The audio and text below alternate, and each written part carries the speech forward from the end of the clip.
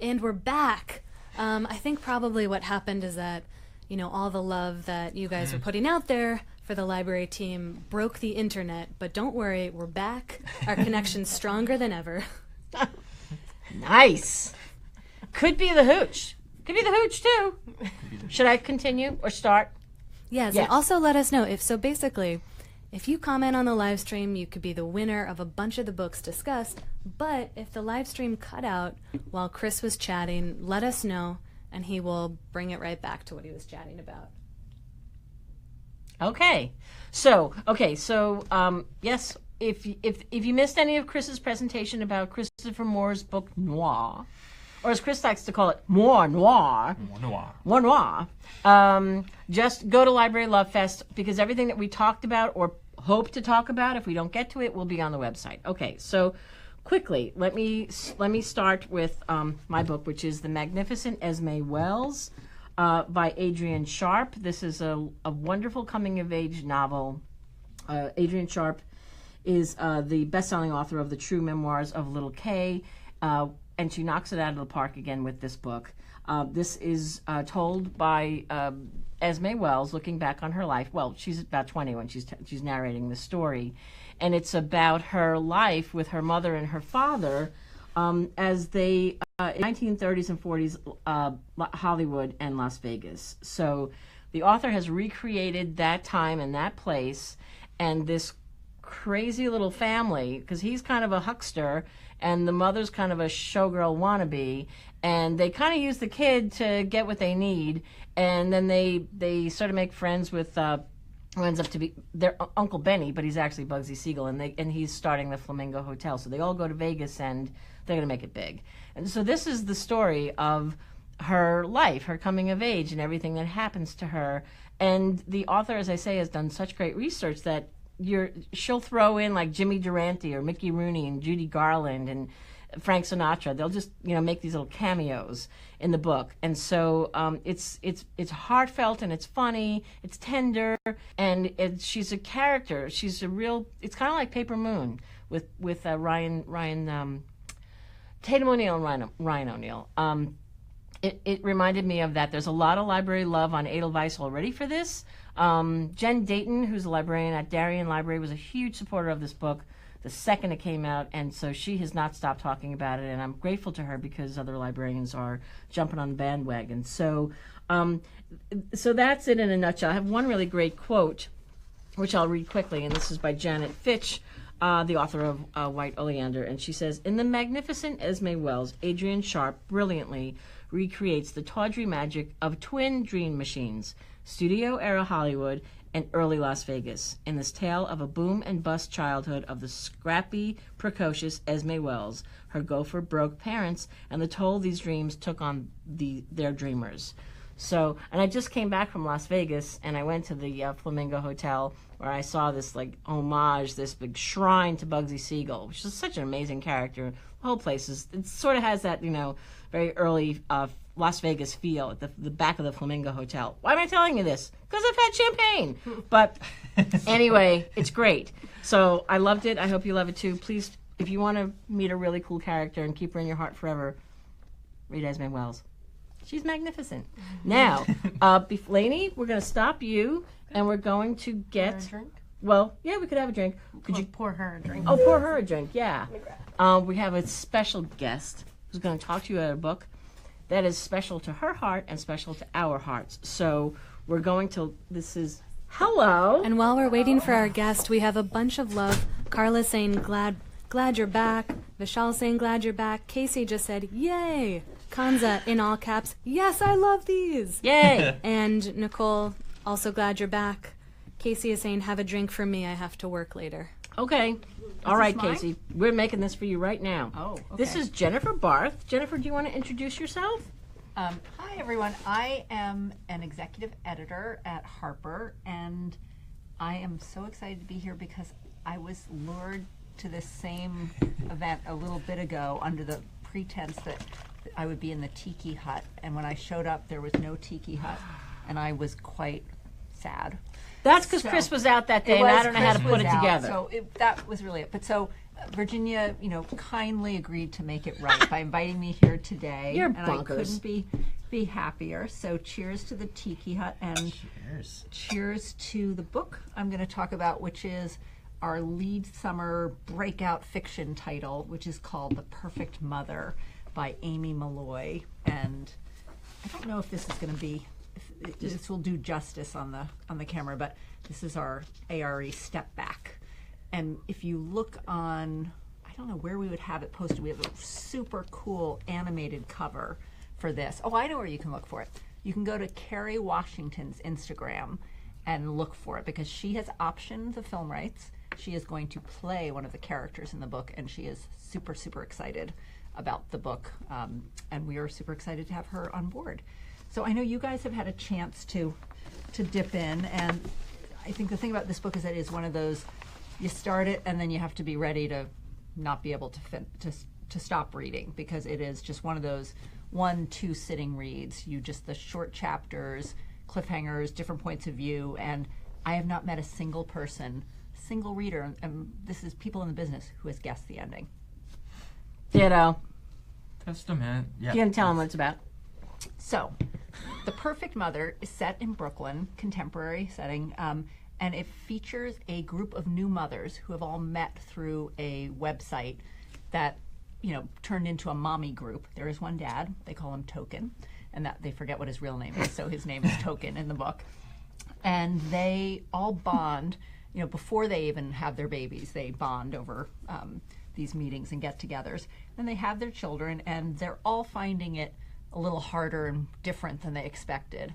And they decide that on July 4th, it's the hottest summer on record in Brooklyn, they decide they need a night out. They need to sort of get back to their old lives, remember who they were. And they're all very excited about this. And there is one single mother in the group who has reservations, and she's a little bit more withdrawn, but they convince her to get a babysitter, and they all go to the Jolly Llama to have a good old time. And while they're there, the single mother, whose name is Winnie, her baby is kidnapped. And so the book takes place over 13 super hot, incredibly fraught days where they're trying to find Midas, who's the name of the baby. The police are bungling the investigation. Secrets and things that people didn't want disclosed are coming out about the individual mothers' lives. There are 3 main characters whose points of view we see the story from. And the only thing I will say, I don't want to do a spoiler, but for anybody who's worried about a baby getting hurt or something bad happening to the baby, don't worry. This book will have you on the edge of your seat, but no babies were harmed in the making of this book. And we have so much love for this book. Julie's saying that this is the prettiest galley she's ever seen. Ellen's saying, I have to read this one. Carla's also saying the same. Tara just put it on her TBR. So let's see. The other thing I would say about that's really interesting is it is a total page turner, but it's also really, really smart, and it digs into issues about, not just about motherhood, but about women in this country at this point in time, and just the pressures to be perfect that are put on all of us. And I know that's one of the things that drew Kerry Washington to it, because that's a big issue for her. And if you Google her most recent appearance on The View, she talks a lot about that. And some of it, social media contributes to it certainly, but it's also just something that is there that we're all seeing, that women feel they have to keep up with everyone else and be perfect and do everything right and still look good. And that is very much at the heart of this. So there are real issues explored, but in a very deft and entertaining way. Oh.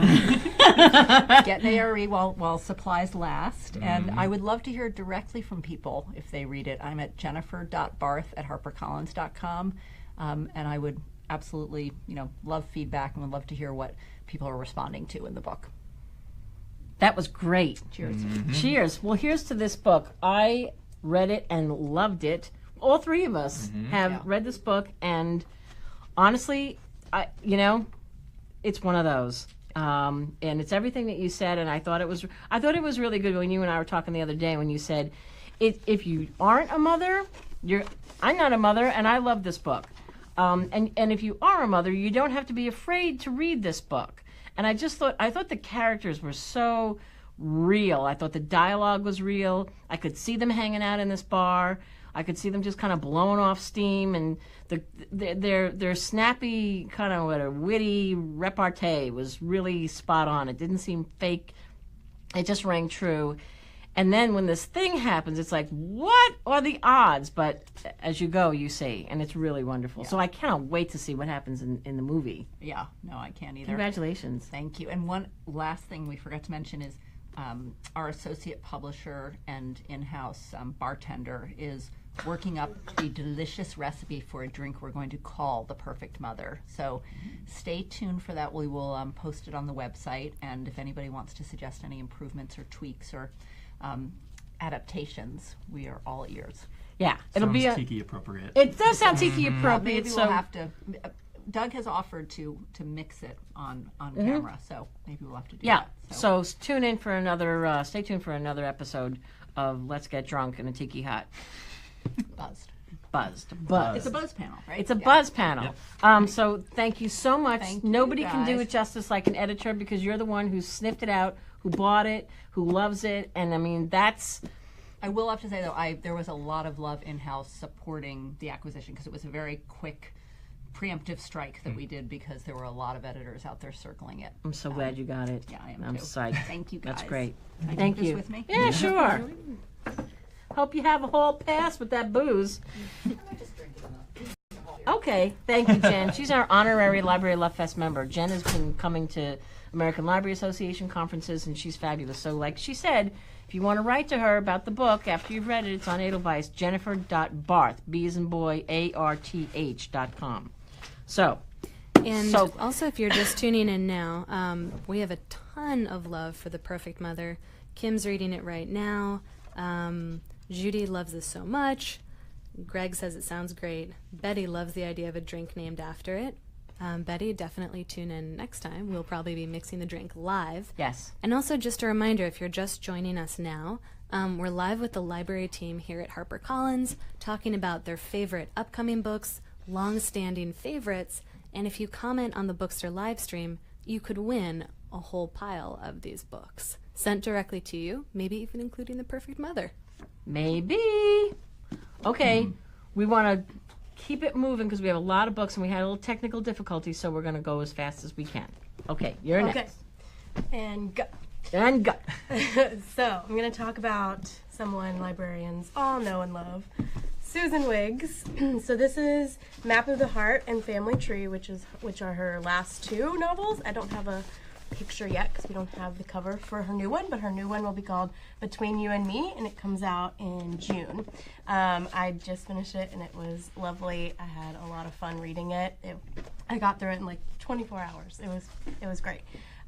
So she's written over 50 books. She's a #1 New York Times bestselling author, and she is really big in the contemporary romance field. So this new book, Between You and Me, I don't know if you guys want to hold these up. Between You and Me, it centers on two characters. One, Caleb, he was brought up in an Amish family, and he leaves, but then he's brought back because of his brother passes away, so he has to take care of his niece and nephew, and so responsibility brings him back. And the other character is Reese, who is a doctoral student in the city, so her family is pretty overbearing with what they think she should do with her life as well.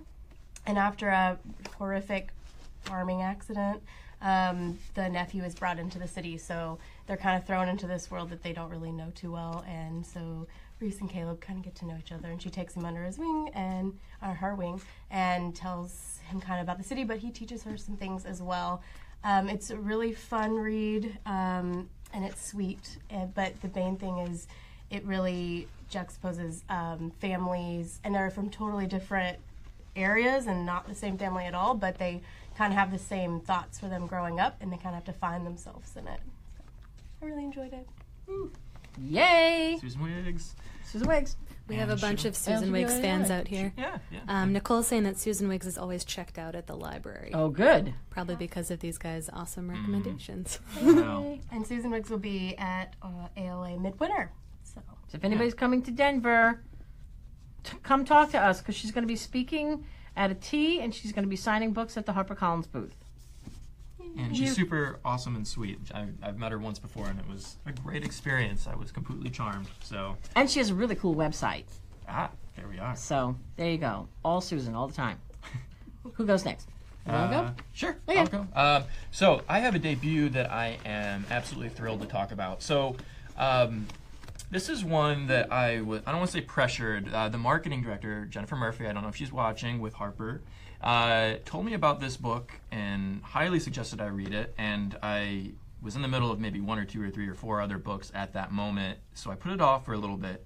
And then I finally dove in, and I have to say thank you, Jen, if you're watching, because What Should Be Wild by Julia Fine is so good. Again, it's a debut. It's literary, but it has a fantastical element to it. So it's that nice kind of genre mashup, literary genre, that follows this young woman, Maisie, and the conceit's really cool. So Maisie was born where she cannot touch anyone without either killing them or bringing them back to life. And that's for any living thing. So grass, flowers, trees, people, animals.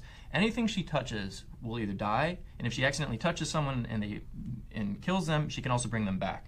And she is residing, this is discovered, her father is this scientist who's kind of like, more of like he experiments on her. He's trying to figure out what's going on with her. He's not a great father, but he's very dedicated to getting down to, why is this happening? And they're on this very kind of atmospheric manner that's fallen into disrepair. It's so atmospheric. It's a dark fantasy where she's kind of growing up isolated and just questions about her heritage. Well, you come to find out that her family, generations of women, are suffering under this curse, and many of them disappear into the surrounding forest around this giant estate.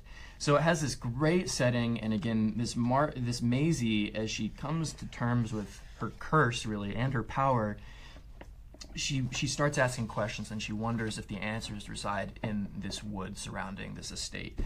So again, very atmospheric. She is so cunning and smart and inquisitive, but there is a sense of dread, too. It is an adult fantasy. So I absolutely loved it. Again, I loved the voice of Maisie.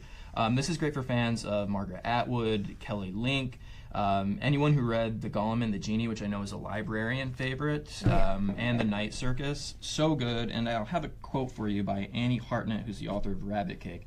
What Should Be Wild is a grim, beautiful book that you won't be able to put down. It's a thrilling fairy tale that will give you the chills, will make you wonder what's really hidden in the forest. Julia Fine writes with an enormous imagination, and her first novel is a feast.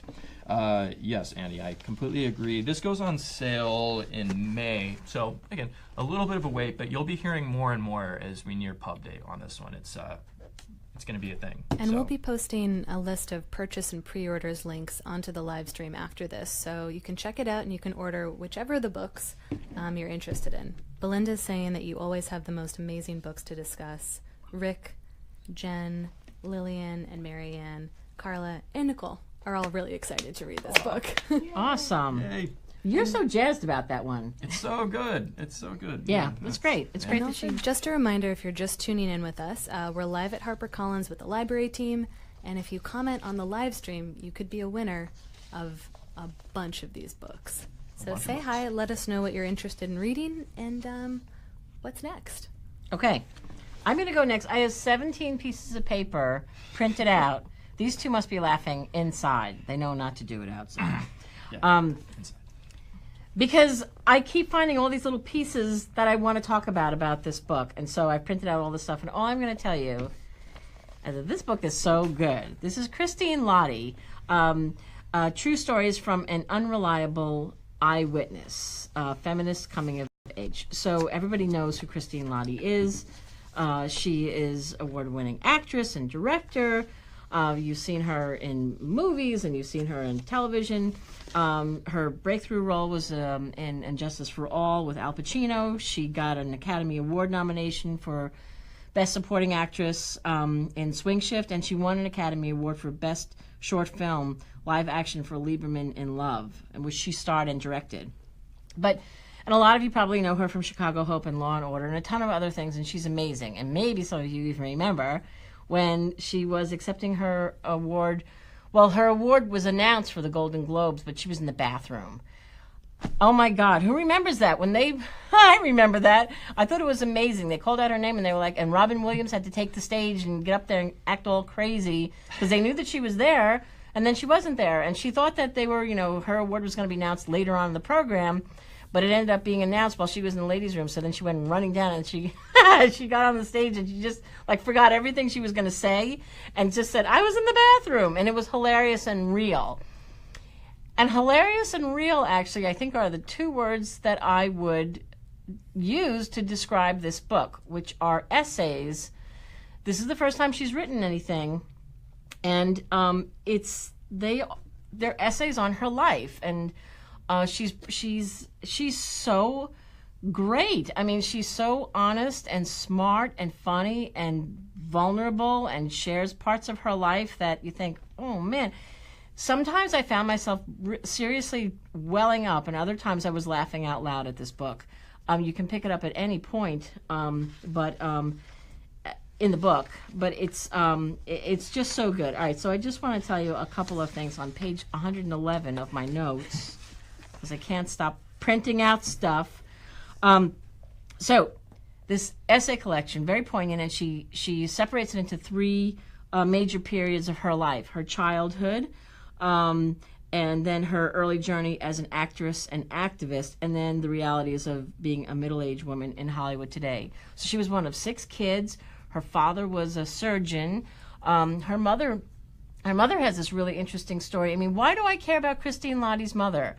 I'm telling you, once you read this, you won't forget this woman, because she was just this, this person who did what at the time it was of a time, and she did whatever her husband needed, and kept the house and all these kids and everything, but everything was perfect, it seemed.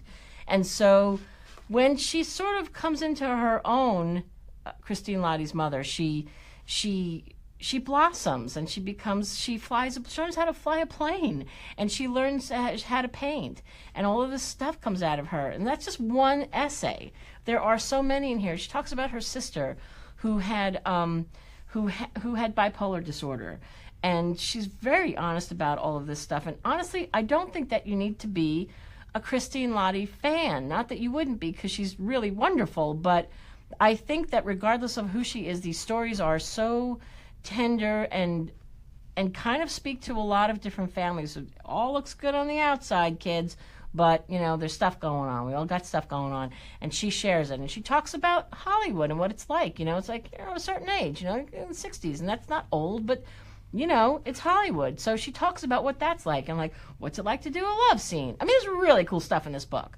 So I love this book, which is why I have 111 pieces of paper, because everything I find on Christine Lottie in this book is so interesting.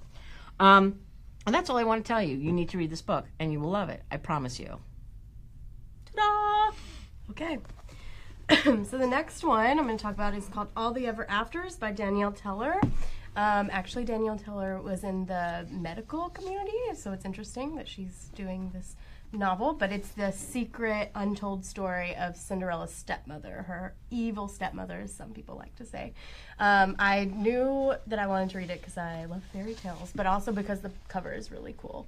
It's kind of got like a cameo on the inside. Inside of it. So essentially, if you're a fan of Wicked or The Woodcutter, those things, it's for you. It's kind of a new twist on an old story.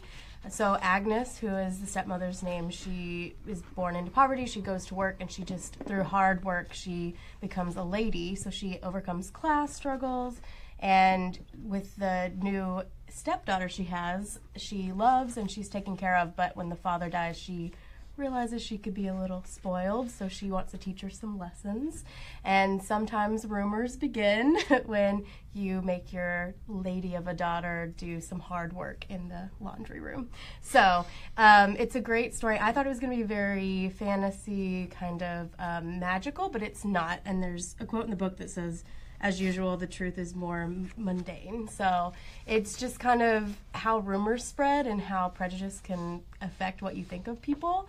It's a really fun book. It comes out in May, and I think you're going to really like it.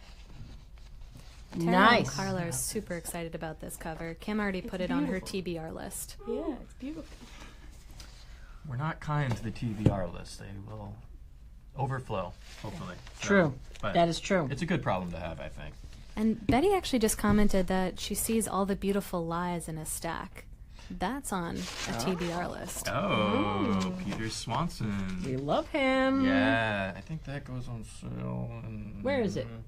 It's holding up. It's holding up holding the up the teepee. hut. Peter, which one is it? Peter. Well, it must be facing out that way. Yeah. Well, what do you want to know? Do you want to know something about Peter Swanson other than he's fabulous and everything he writes is amazing? August is when the book comes out. It's on the front stack in front of Chris, about midway Yeah. down. Okay. Also, just a reminder, if you're just joining us now, we're live with the library team here at HarperCollins talking about their favorite new upcoming books and also some of our long-standing favorites. 2 more things I want to say. This is comp to Nora Ephron's I Feel Bad About My Neck, if you need some sort of reference. Also, Amber Tamblyn, actress, writer, director, had a great quote, and I liked it. It takes me 1 second. Christine Lottie has lived a full, ferocious life, and her stories will break, beat, and blister your heart. But they also make you laugh. Okay, that's my part. Okay, now I'm done. All right. Okay, who's next? Chris. Yeah, okay, so this one is making waves in library land, rightfully so. So, Anthony Horowitz. Oh. Yeah, so he has a new novel coming, which is The Word is Murder. This is coming in June. I think it was last summer we had Magpie Murders. Magpie Murders was a #1 Library Reads pick, which is a monthly list voted on by librarians. And this was the #1 book in June for that. It hit the Times list. People loved it. And this was a really clever take on the Agatha Christie novel in that it followed this editor who discovers this unfinished manuscript by this famous mystery author. And so you get this book within the book. You're reading this manuscript which has hints about the real-world implications because the author actually commits suicide, or does he? So this was so much fun, and again, librarians loved it. And so where this was a play on Agatha Christie, this latest, The Word is Murder, is more play on kind of like a classic Sherlock Holmes story. But in this case, Horowitz is injecting himself directly into the story as kind of like a limited narrator. So it's a modern day, contemporary Sherlock Holmes, where essentially this woman walks into a funeral parlor to set up her funeral, which is a normal thing to do actually. But then 6 hours later, she's found murdered. So it's this interesting conceit, and then what happens is there's this disgraced investigator, Daniel Hawthorne. Not a great dude. He's kind of the Sherlock Holmes in this story. But he employs Horowitz to kind of write a book about this crime that he is now going to be investigating. So Horowitz, in this case, is just following him around, taking notes, and kind of talking about, again, real world. He talks about his past books that he's done, his Alex Rider series, things like that, and it really injects it into this, again, interesting kind of semi-true fictionalized version of himself. Again, as they get to the bottom of this mystery. And again, Hawthorne's a very flawed character. He's not always likable, and that's an interesting thing that Horowitz is dealing with in this story, in that he's trying to write this book in a way he never has before because he always does fiction. But he also needs to explore Hawthorne and his secrets and find, what makes him worth writing about, because he's kind of this bad dude ultimately. But it is a lot of fun. Librarians, I've sent this out to a ton of librarians, and everyone's loving it. Again, he's an all-star. So again, big things for him. This goes on sale in June. So we hope you will check it out. It's The Word is Murder by Anthony Horowitz. So big deal. Super excited. Big deal. And it's just gone on a bunch of TBRs. Yeah. Jane's saying she just got the galley and lent it to a coworker to read first. The coworker loved it, said it's totally different than Magpie, but equally excellent. Yeah. Yep. Yeah, he has a really interesting way of twisting a traditional story in unique ways, and I know he wants to continue kind of this series with him as a partner with Daniel Hawthorne. So it's so much fun. Loved it. So that's me. 2 thumbs up. If I had a third, I'd do that too. But 2 for now. Okay. Why don't you do that? What are you doing? Yeah. Okay, do it. I'm really excited about this one. So, this is a major literary and historic event. So, Zora Neale Hurston has a new book. I know, you're thinking, what? Okay. So, Their Eyes Are Watching God, which I'm sure most people read in high school. I did. It's a great story with a strong female narrative, and it's set in the Depression, I think published in the Depression. So, everyone probably knows her from this book, but she has an unpublished manuscript that up until this book that's going to be coming out, it was only accessible for academics, and then her trust decided that they would send it to the public. And it's a really cool story. So she has 4 novels, but this is a nonfiction book about the last slave that was traded over the Atlantic slave trade. And it kind of is an interesting story. It was the ship that was not really supposed to be happening. It was actually in the New York Times. They just came out yesterday while I was looking at this book, actually.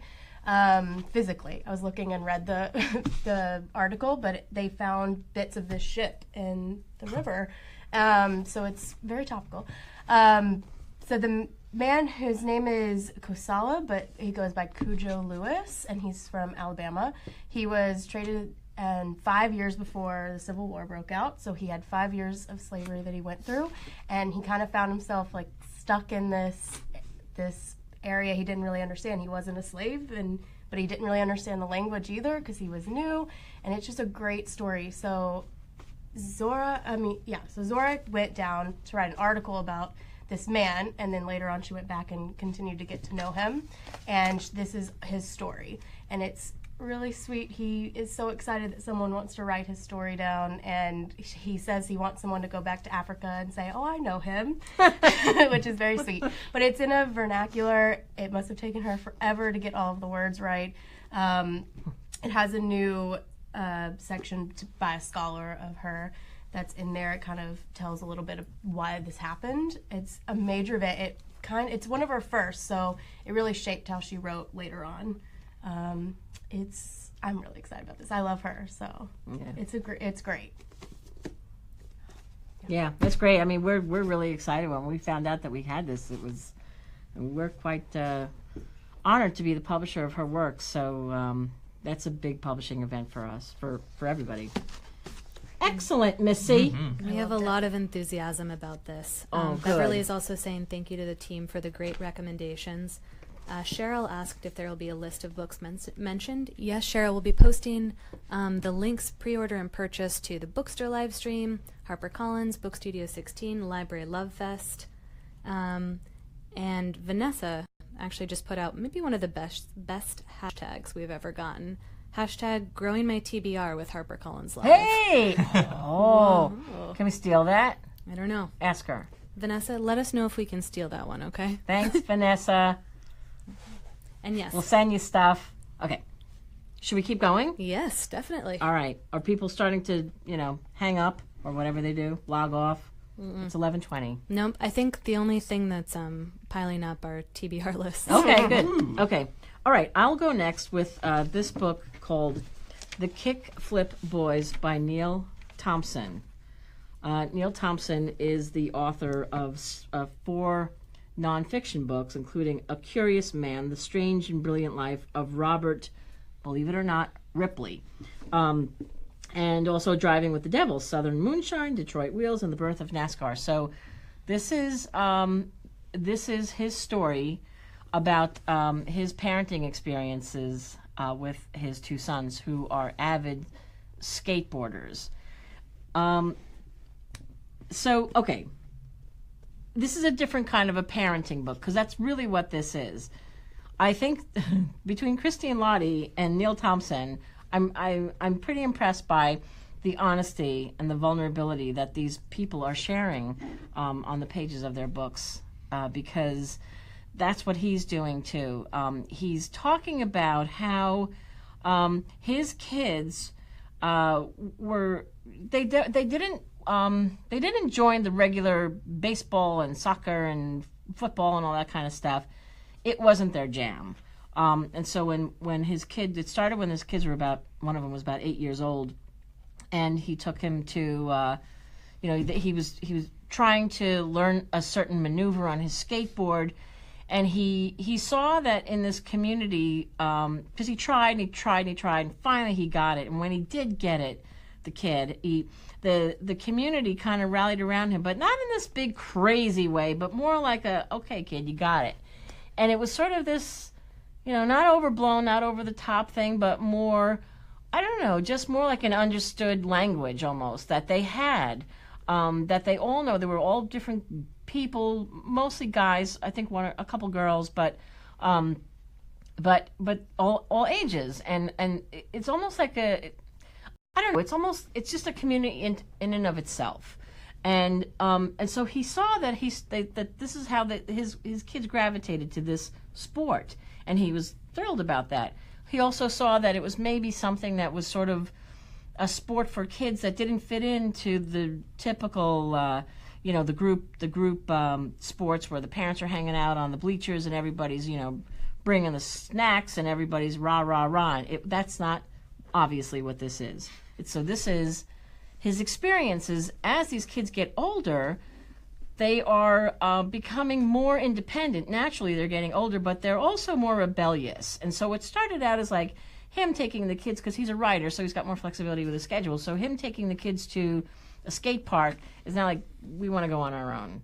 And he's like, well, I don't know about that. So, and then he starts to see that they change and they grow and they are rebelling and they're hanging out with kids and they're smoking pot and they're doing all this stuff. And he's like, uh-oh, what have I done? Like he's walking that fine line between, do I give them a long leash? And if I do, what happens? And he's not a single parent. I mean, his wife is with him for this ride. But so it's really sort of exploring, like, how do you recognize that your kids are somewhat different, as far as what they're socially, geared toward. And then what do you do when you see that they're starting to do things and rebel against authority, and they're starting to get phone calls, and it's starting to get bad. So this is his story, and it's this it's, as I say, it's a different kind of parenting book. So many books claim to offer advice to parents on how to prime their kids for success. This flips the script. As they say, they're saying it's the anti-Tiger Mom, and it's about sort of giving them a long leash, but keeping an eye on them and finding that, that you're skating that fine line. Ooh, that's fun. Skating that fine line. Skating that fine line. Wow. Yeah. But, he came into the office and I thought, I don't know, what is this book about and how do I relate to this, or what does it say? And I walked away from that meeting thinking, oh my God, this is a book for every parent, because there was a woman who was in the meeting who works at Harper who has daughters. They don't skateboard. This is also like snowboarders or, just kids that are into like sort of that, not the group thing, but like sort of the individual, I'm off on my own thing. And, she said, I completely relate to this book, because regardless of whatever your kid is going through or what they're doing, the bottom line is that as a parent, you have to figure out how to maneuver that and how to make sure that, you're giving them that leash, but you're also keeping an eye on things and trying to navigate that. He even took his kids on this big skate tour. They went to these skate parks all over, I think, the country. And so he's indulging them, and he's questioning himself. And in the end, it's really a story about how the family navigates, kids who are not the joiners of the traditional sort of sports. So, I really thought it was wildly fascinating. And just as I say, when I saw the woman at work who doesn't have sons, she has daughters who are not into skateboarding. Her kid was getting a tattoo, and she was freaked out about that. And so it was like, what do I do about that? This speaks to parents, men and women, mothers, fathers. And regardless of what your kid is into, it's a great parenting book. So I'm very excited about this book. It's the Kickflip Boys. We have a ton of love for this one, especially with folks who have boys. But Connie and Patty are saying thank you again so much for the recommendations. Betty is also saying, you're never too long on these feeds. Settled in to listen for however long you can go. And Betty also has her Goodreads list open so she can add books to her TBR list as we go. Sweet. And she's reading Kiss Carlo as she listens. Hashtag multitasking with HarperCollins. Hey, Adriana Trigiani. Can I just read one really quick quote about this book? Absolutely. From Michael Chabon. Maybe you've heard of him. With a dispassionate but tender eye, Thompson captures the ache, fizz, yearning, and frustration of being the father of adolescent boys and of adolescence itself, observed and remembered. I love that quote because he also goes into, Neil Thompson also goes into when he was an adolescent and he was into skateboarding and he kind of like, did his thing. So he can be empathetic with these kids because he lived it. So it's really, really good. I highly recommend this book. Okay, who's next? I have two. Do you? Yeah, I only have so one. I don't I'll want to part. go. It's too early. Okay, so the next book, I'll show you the book first, is First in Line by Kate Anderson Brower. And so she also wrote The Resilience and First Women. And much in the vein of First Women, this is, which was about the first ladies in the United States. And it kind of gave a lot of information. Kate is a CNN correspondent, White House correspondent. She knows a lot about what goes on in there, so she gives a first look through research of different people that have lived there. And in First in Line, she talks about vice presidents, which is something maybe we don't know all that we think we know about. We kind of know roughly the job, but it really was interesting to learn more about them. She does kind of a overview of all vice presidents and a lot of research, a lot of information that I would not have known. But she also interviews 5 of the living vice presidents and really goes into their stories with their president and how they interacted with them, got along with them, or did not get along with them. And it's really interesting. It tells where they live, what they do every day, things that their wives do, which is really interesting. My favorite chapter is about the Biden-Obama relationship because I love their bromance. So it really is, it gives you an inside look, and she's really well known for that. And I think this one really stands up to all of that. So it actually was a bromance. It wasn't just, wow, Yeah. true love exists. Yeah. And it really tells more about their stories and kind of like interesting facts in history of like secession that we didn't really have. Who goes at, like if the president dies, who comes after? So it's fairly new. So it was a really good book. It's interesting. Neat. Okay. You don't have any more to talk about? I have one more. Okay, well I have 2, so should I go? Yeah. Okay. All right, so Thrudi Umrigar, who we adore, has written The Secrets Between Us, which is the sequel to the book that she wrote 10 years ago, The Space Between Us. Can you guys hold those? Yeah. So that I can leaf through my 7,000 pieces of paper. So Thrudi Umrigar, by the way, if anybody never read Everybody's Son, you must read that book. That was the book that she wrote just prior to this. Amazing book. If you Everybody's have Son. your Goodreads open, Excuse add me? that in. For What? everyone who has their Goodreads open, we have, I think, 4 separate people commenting that Oh. they thought they were the only ones doing that as they go along. That's So so if you funny. give them the title one more time, everyone add it in. Everybody's Son by Thrudi Umrigar. A wonderful story. A bit of a departure because she typically writes of the Indian experience, but that is such a fabulous book. She's a beautiful writer, but I love that book so much. And it's, well, I can't get into it. You just go read it, and I promise you'll like it. Okay, so Space Between Us. So Space Between Us came out 10 years ago, almost 10 years ago, and it sold 500,000 copies in all formats. Not bad. It was debuted on the number 8 on the San Francisco bestseller list. It was a number 1 independent bestseller. And Washington Post, it was a best fiction book of the year. It's really delivered the goods and continues to sell. We've published it in several formats now. I'd like a deluxe edition and stuff. It's just really a beautiful book inside and out. This is a sequel. This is the follow-up to this. So this is about the main character, Bhima.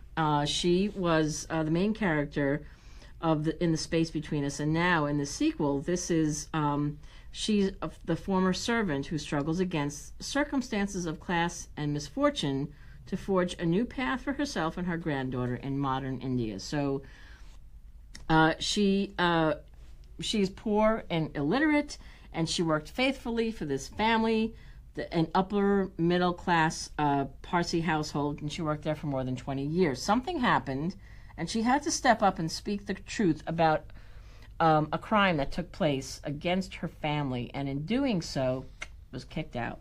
And so she had to find her way after all this time. And I mean, that book was that The Space Between Us was all about, you know, the haves and the have-nots and class and where she fell in line.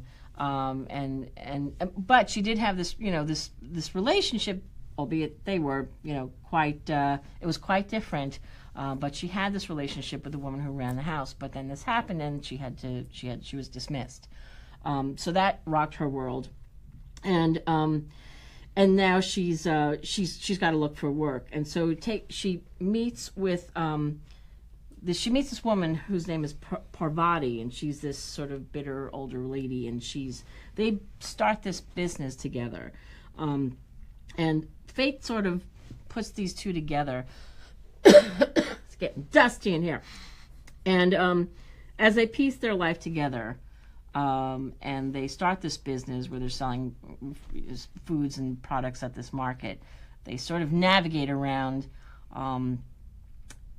female friendship, and that's pretty much what is at the heart of this book, The Secrets Between Us. So it's in modern India, so it's still, you know, you're learning about all of the harsh realities about, you know, what women are facing there. And so I don't want to say more than that. You learn about her in The Space Between Us, and you see how she's grown and what she withstands and how she perseveres and finds the true meaning of friendship, because the first book wasn't really a true friendship. The second book, it's really like her first female friendship, a true one, in The Secrets Between Us. So I think, I don't know if I don't have any, you know, it's just readers are very hungry for female friendship, like My Brilliant Friend and Marlena, and I think that this really speaks to this. So I'm very excited about this book. I just love this author so much. So please check these out, and check out her backlist, because she just delivers every single time. So that's The Secrets Between Us by Thrudi Umrigar. And we have a lot of love for this author. We also have a lot of love for Virginia's notes. We sent comments saying, appreciate how prepared you were for this. That's hilarious. Look, this is all for that, because, you know, I don't know. I'm just crazy. I like to print stuff. Hashtag love to print stuff. Hashtag love to print There stuff. All right, now I'm going to have some orange juice with no booze in it. Just sharing. All right, this is the lightning round, because I think we're done. And I see also a lot of Dottie. I know she's a huge, huge fan favorite. Could you talk about the books on the table? Yeah. I was saving the best for last. Oh. So, Dorothea Benton Frank. These are her last, well, I don't know if they're last, but the backlists, All Summer Long and All Single Ladies. So, as you said, everybody knows Dot Frank. She's #1 New York Times bestselling author. She's wonderful. She has most of her books revolve around the Low Country in South Carolina, which is where she's from. She's fun, and her books are like light and fun, and it's great. The newest book is going to be called By Invitation Only. Like Susan Wiggs, I don't have a cover to show you, but it's a fun story. Fun in a way. They are going to a wedding, and so it's about in-laws coming together. The in-laws are from Chicago on a peach orchard, and they come in from Chicago for this wedding, and kind of weather and culture shock kind of overcome them, so they have to kind of learn to know each other a little bit better, and I think they're in close quarters to get to know each other. So we're really looking forward to it. It's, let me see, I wasn't ready. Chicago, all of my notes. But yeah, so it's a really fun book, and we're really excited for the new one, because everybody, like you said, loves. And she will also be at ALA Midwinter, so come to Denver and meet Dot Frank. And go to her website, dotfrank.com. Yeah.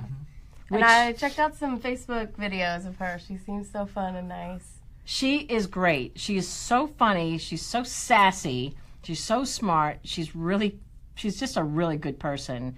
And she's a huge supporter of libraries. She's been to the American Library Association several times, and she's just really up and positive and funny, and entertaining, and can tell a good story, can write a good story. And yeah, if you go to her website, you'll see she's very inviting and warm and kind, and I you get that from the website. So dotfrank.com. She's great. We love Dot Frank. And if you don't already, follow Library Love Fest on Facebook, and you can get a closer peek at all of their adventures. You can find out when they're going live on Facebook next. You can see some pretty amazing videos of them skiing to ALA. I can't tell you whether or not it's a real video, if they actually did do those amazing tricks. But Yeah. yeah. He wouldn't lie to you. God. My snowsuit just dried out. All right, how we doing? We're doing great. We have a lot of folks just saying hi. Hi. A lot of love for Dottie. Yeah, good. And Vanessa and Julie are both saying thank you so much. It's been such a great live. Good. So we have 2 more. Is that it? Yeah. I have. My last book is going to be Westlake Lightning by Jim DeFelice. You'll know him from a little book that came out a few years back. First, American Sniper. He was the co-author of this. 5 million copies sold. That's a ludicrous number. That's crazy. 5 million. You don't get to say 5 million very often. 5 million copies. And then also smash hit American Wife. So he was a co-author on both of those. And with this novel, Westlake Lightning, it's an exploration of the Pony Express, the history of the Pony Express, which I can't so the main thing that the Pony Express did is it connected basically Missouri to the West Coast, and you could transport letters and small packages in the span of 10 days. And 10 days, like to us, sounds like, oh, that's an eternity, but I can't overstate how dramatic that shift in speed, like it changed people's perceptions in a way that I don't think we can even comprehend in modern day where everything's instant. But it was in this incredible increase and improvement in how we communicate between 2 sides of the country. And so he's exploring how the Pony Express came to be, the 3 gentlemen who kind of built this empire that didn't last that long because it kind of was created on the cusp of the telegraph, but they're making this company, the Civil War is looming, so you get that context. But the pacing and Jim's language really kind of matches with the creation of the story. Again, it's all about speed, and the narrative flow is so interesting. You get ground level looks at the riders who were like modern day celebrities at that point. They were like, a sports star at that point. These young men who would ride in a still very perilous journey. It was quick, but it was still very perilous.